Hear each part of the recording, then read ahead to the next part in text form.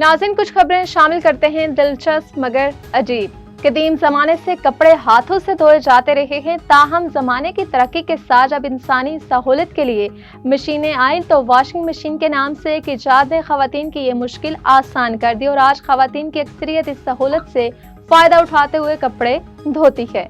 लेकिन भारत से एक वीडियो सामने आई जिसने सबको हैरान कर दिया, क्योंकि एक खातून वॉशिंग मशीन के बजाय जूसर मशीन में कपड़े धो रही थी। जापानी कंपनी ने एक ऐसा फंक्शनल वाटर मुतारिफ करवाया है जो पेट की चर्बी को कम करने में मददगार साबित हो सकता है। HMPA नामी इस पानी में मालिक्यूल शामिल है जो चावल के भूसे के तख़य्युर से बनता है। ये प्रोडक्ट जापान के कानून के तहत मंजूर शुदा है, यानी इसे सेहत से मुतालिक फ़वाइद के साथ तशहीर करने की इजाज़त है।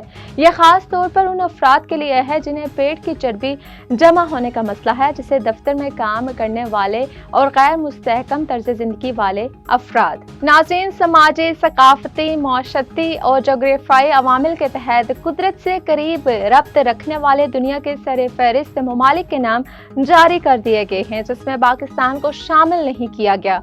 बरतानवी अखबार दी ग्रैंड ने तहकीकी जरीदे MBU में शामिल रिपोर्ट के हवाले से उन ममालिक की फहरिस्त जारी की है जिनको कुदरत से जुड़े हुए ममालिक करार दिया गया है, और 61 ममालिक में नेपाल को दुनिया का ज्यादा कुदरत से जुड़ा हुआ मुल्क करार दिया गया है।